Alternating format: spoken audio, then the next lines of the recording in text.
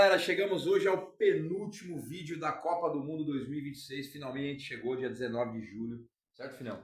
Eu tô esperando esse dia, fazer esse vídeo faz 4 anos, desde o último vídeo da final da Copa de 2022, que eu fiz o vídeo, fiz o jogo inteiro. Eu fiz o jogo em tempo real, transmitindo o jogo que a Casé TV estava transmitindo de Argentina e França, com as minhas reações, tudo. E aí já era num outro canal. E depois, nesses 4 anos, do canal do Museu da Várzea para o canal Gold Bike, do canal do Filho da Bola, sempre alternando vídeos sobre eliminatórias, campeonatos continentais. Aí eu criei esse canal Filho da Copa para falar especificamente sobre essa Copa do Mundo, o dia a dia dessa Copa do Mundo. A gente fez um especial com a história das Copas, depois a gente fez aqueles vídeos no campo, né, filho? Falando um pouquinho de cada seleção. Eu ainda vou fazer um vídeo essa semana no campo, falando sobre a campanha de todas as seleções. A gente já tem do 3º ao 48º classificado aí, todas as seleções já devidamente colocadas. Então ontem a Inglaterra ganhou de 6-4 da França, ficou em 3º lugar com a medalha de bronze, a França ficou em 4º, a Noruega em 5º, e assim até o Iraque 48º. O que a gente vai fazer hoje? 2 vídeos. Esse vídeo pré-final, pré-jogo, falando das campanhas de Argentina e Espanha, tudo que a gente acha que pode acontecer na hora do jogo, às 4 da tarde, e logo após a final acabar, a gente saber quem vai ser a campeã, ou Argentina ou Espanha, vou fazer um vídeo do título, certo? Então vamos lá. A trajetória até a final da Espanha. A Espanha que veio como uma das grandes favoritas para a Copa, galera, ao lado da França, da própria Inglaterra, Portugal, mas ao lado da França, a grande favorita era a Espanha. Começou patinando mal, empatou com o Cabo Verde, a gente assistiu esse jogo junto aqui, eu e o Petico. O jogo que começou a consagrar Cabo Verde na Copa, Vozinha, toda aquela galera do Cabo Verde. Cabo Verde, inclusive, empatou com a Espanha, empatou com o Uruguai na fase de grupos, e no tempo normal do 16 avos de final empatou com a Argentina também, que a gente assistiu junto, certo, filho? Cabo Verde não perdeu para nenhuma das finalistas, não perdeu para nenhuma campeã mundial que ela enfrentou, sai com uma das seleções aí mais brilhantes da Copa, apesar do 32º lugar. Aí a Espanha contra a Arábia Saudita meteu 4-0. Lamine Yamal entrou no jogo, já jogou um pouquinho melhor, certo? E no último jogo do grupo, um jogo apertado, um jogo ali brigado contra o Uruguai, onde o Muslera falhou, ajudou bastante a Espanha a ganhar e a se classificar em primeiro. Porque nesse jogo, galera, se a Espanha não ganhasse do Uruguai, se ela ficasse em segundo, com um empate, ou se ela perdesse para o Uruguai, ela poderia provavelmente ter jogado já com a Argentina nas 16 avos de final. E uma dessas duas já estaria fora da Copa faz tempo. Mas com a vitória sobre o Uruguai, 1-0, vamos para a segunda fase. Na segunda fase, nas 16 avos de finais, uma vitória sobre a Áustria, 3-0, certo? Que credenciou a Espanha a jogar um clássico monstruoso contra Portugal nas 8avas de finais. E com um gol de Merino no finalzinho do jogo, a Espanha tirou Portugal e praticamente aposentou Cristiano Ronaldo das Copas. Pode ser que ele jogue em 2030. A Copa que vai ser disputada em Portugal, na Espanha e Marrocos. E aí, quartas de finais, para mim o jogo mais difícil que a Espanha teve. Foi mais difícil ganhar da Bélgica do que da França. A Espanha ganhou de 2-1 da Bélgica, até então não tinha tomado nenhum gol. O Unai Simon bateu o recorde que era de Walter Zenga, como goleiro sem tomar gols em jogos de Copa do Mundo, mais tempo que ele ficou sem tomar gols. Aí a Bélgica fez o gol de empate aquele dia lá, mas no finalzinho, novamente, Merino entrou e fez.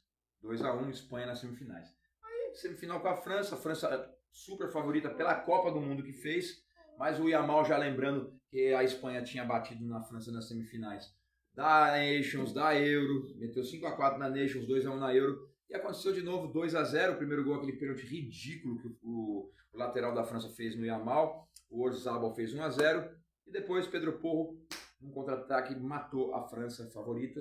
A Espanha credenciava-se a chegar pela segunda vez em sua história a uma final de Copa do Mundo. 2 vezes só que a Espanha chegou em semifinais, 2 vezes ganhou as semifinais e agora vai lutar para ganhar seu segundo título. Destaques dessa seleção de Luis Lafuente. Lembrando que ele está com as categorias de base da Espanha há 14 anos, foi vice-campeão olímpico, perdendo para o Brasil em 2021. Essa base toda da seleção espanhola ele trouxe. O Pedro nem está jogando direito, certo, filho? Gavi também não. Nico Williams não está jogando quase, porque o cara está vindo de contusão. Dani Olmo entrou bem no time. Rodri está jogando muito. Cucurella está jogando muito. Como que é o nome do zagueiro? O menino novo lá? Cubarsi. O Cubarsi está jogando demais. O Unai Simon está pegando, se bem que é um goleiro meio esquisito em algumas bolas. E na frente, o Merino, quando entra, marca gols decisivos, o Orzabal tá indo bem. E o menino Lamine Yamal, que tomou o banho do Messi, né? Ainda não jogou. Tá voltando a jogar bem sim, joga mais só Não, jogou bem, jogou. Não o que ele joga no Barcelona e o que ele já jogou na Espanha. Tá voltando aos poucos, mas se ele jogar hoje o que ele sabe jogar, que a gente já viu ele jogando aí pelo Barcelona e pela própria Espanha, vai ser embaçado para a Argentina. Eu queria falar para vocês aqui todos os gols. Vamos lá. A gente falou só os resultados. Vamos botar aqui. Todos os gols da Espanha na Copa de 2026. Quem que fez os gols da Espanha? Vamos lá. A Espanha marcou um total de 17 gols e tomou só um. Mikel Oyarzabal balançou a rede 5 vezes, certo? Eu gostaria. 37 jogos a Espanha está sem perder, bateu o recorde de uma seleção sem perder, que era da Argentina, certo? E já está 37 jogos sem perder. Eu queria falar todos os jogadores que fizeram os gols, mas aqui só está falando do Orzabal, que é o artilheiro do time com 5. O Merino, eu sei que tem 2 ou 3. Vamos ver aqui.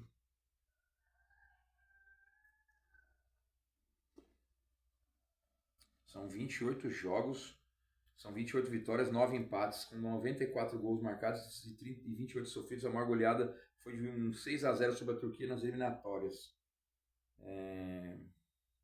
Não era isso que eu queria, vamos perguntar aqui de novo. Vamos lá.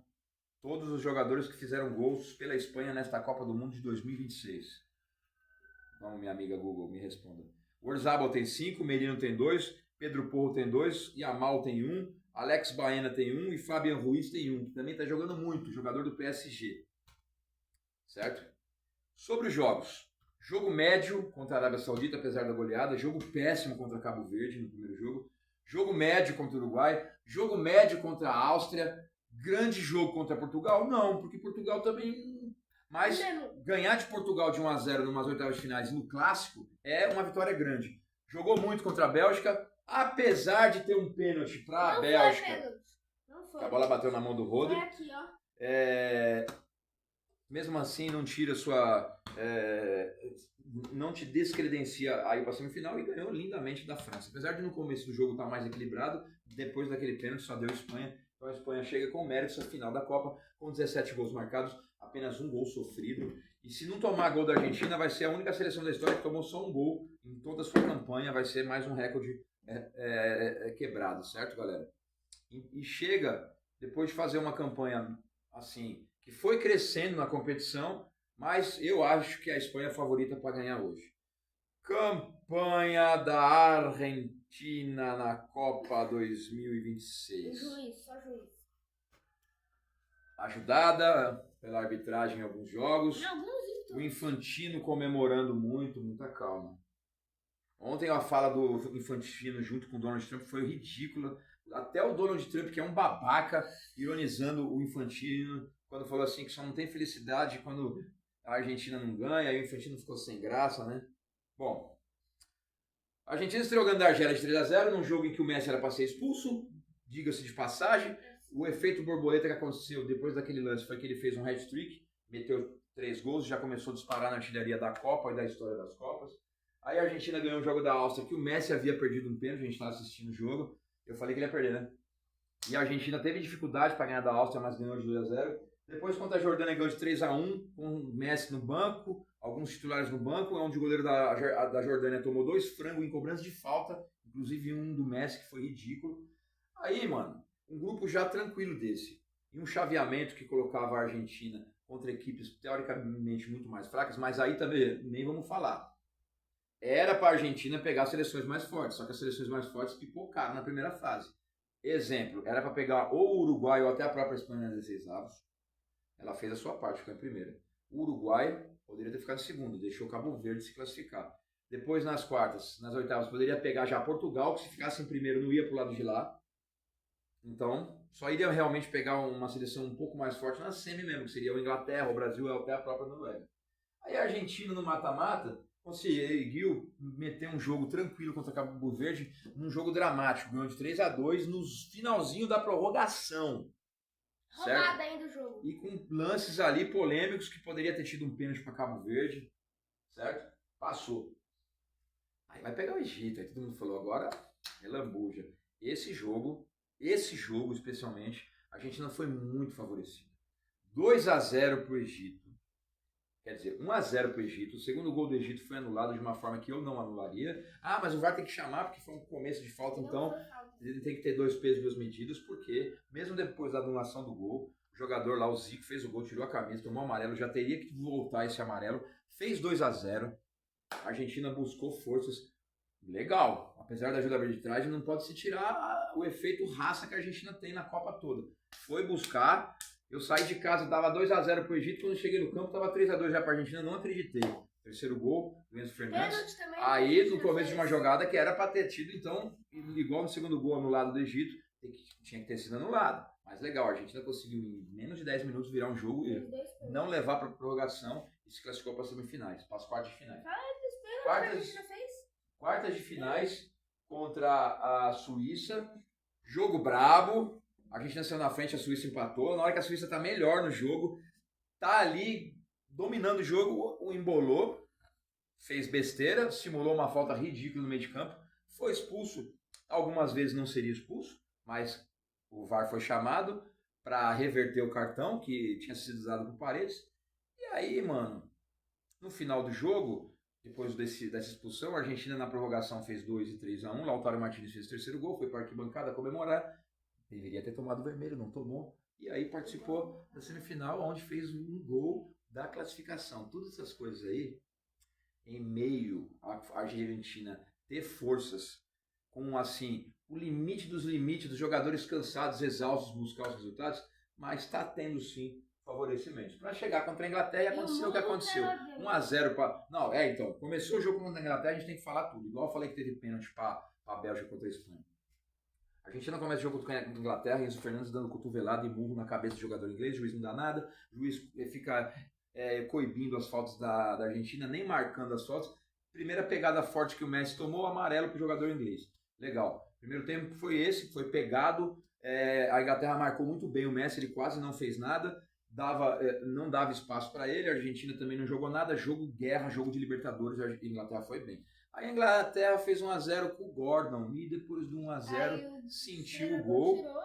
O treinador, o Thomas Tuchel, afundou, enterrou a Inglaterra, tirou Declan Rice, tirou o Gordon, não botou o Saka, que jogou muito ontem contra a França, e recuou o time. A Inglaterra não deveria ter aberto o placar aquele dia, porque talvez se ficasse 0-0 até o final ali, ela se classificasse na prorrogação nos pênaltis. O que aconteceu? 1-0 Inglaterra, recuou tudo, chamou a Argentina, começaram a dar espaço para o Messi. Eu falei para você o quê? Filho, olha só o Messi como é que está tendo espaço. Não deu outra. Primeiro gol, o gol do empate, um escanteio que para mim o Pickford foi mal, não precisava ter rebatido aquela bola, certo? Pôs para escanteio, no escanteio que uma jogada manjada, mano. Toca no Messi, Messi devolve, toca de novo. Todo mundo na área, Enzo Fernandes acerta um chute que foi o frango do Pickford, que aliás não jogou ontem, o goleiro reserva dele é melhor que ele, certo, filho? E aí no finalzinho aconteceu o gol da virada, mais uma falha, uma bola na trave do McAllister, o Messi foi disputar a bola, muitos teriam dado falta dele, no lateral inglês, aí ele consegue cruzar a bola na área e o Lautaro Martínez, que não era para estar no jogo, era para ter sido expulso, faz o gol da classificação, a Argentina está na final. Argentina e Espanha, galera. A Argentina lutando pelo seu tetracampeonato, um bi seguido que não acontece desde 58 e 62 com o Brasil, só aconteceu 2 vezes, a outra vez foi 34 e 38 com a Itália, inclusive o Lionel Scaloni pode se tornar o segundo técnico na história a ganhar um bicampeonato seguido, depois de Vittorio Pozzo da Itália, 34 e 38, e a Espanha há 16 anos que não chegava numa final e não ganhou um título há 16 anos, seu último e único título em 2010, chegou para essa final que para mim é muito equilibrada.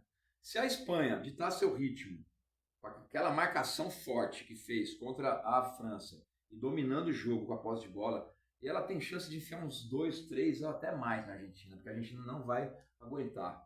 Não vai acontecer o que aconteceu nos outros jogos. Só que se a Argentina entrar na mente, fora as situações de arbitragem, se a Argentina entrar na mente dos espanhóis, igual entrou na mente dos ingleses, principalmente no segundo tempo, se ela botar aquela pressão, mesmo se ela sair perdendo, vamos dizer, de só 1-0 aí, e a Espanha não matar o jogo, deixar até chegar ao final do jogo, todo mundo sabe que a Argentina fez a maioria de seus gols no finalzinho dos jogos, poderemos ter uma Argentina aí levando um jogo para uma prorrogação, para um pênalti de ser tetracampeão. Bom, vamos lá. Todos os jogadores que fizeram gols pela Argentina na Copa do Mundo de 2026. Quem fez gols para a Argentina em 2026? Lionel Messi, certo? Que tem 8 gols. Até ontem era o artilheiro da Copa ao lado do Mbappé. O Mbappé fez 2, já foi para 10. Não, eu quero a lista aqui.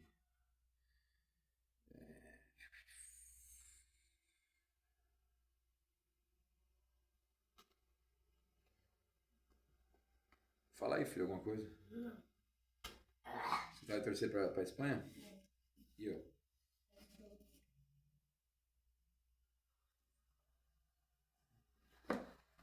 Você faz a mesma pergunta e o Google responde de um jeito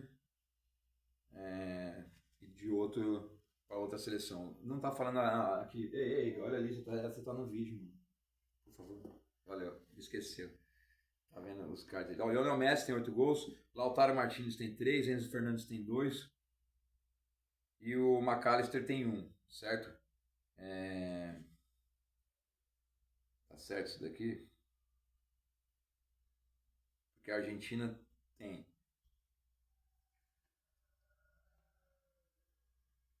19 gols, tem 2 a mais do que a Espanha, mas também tomou 1, 2, 3, 4, 5, 6, 7. Então, 7 para 19, saldo 12. 17 para 1, saldo 16. A Espanha tem 16 de saldo. Só que a Argentina tem 100% de aproveitamento, ganhou todos os jogos. E a Espanha empatou 1. Então a Espanha tem 19, né, pontos e a Argentina 23. 21 a Argentina.